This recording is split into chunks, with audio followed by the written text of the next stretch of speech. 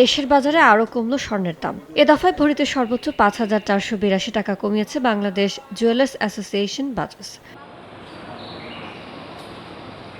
সংগঠনটি জানিয়েছে, বুধবার সকাল থেকে সবচেয়ে ভালো মানের অর্থাৎ ২২ ক্যারেটের প্রতি ভরি স্বর্ণের দাম পড়বে ২,৪১,৪৪৫ টাকা। এছাড়া ২১ ক্যারেটের প্রতি ভরি ২,৩০,৪৮১ টাকা, ১৮ ক্যারেট ১,৯৭,৫৩০ টাকা ও প্রতি ভরি সনাতন স্বর্ণের দাম পড়বে ১,৬০,৯০৫ টাকা।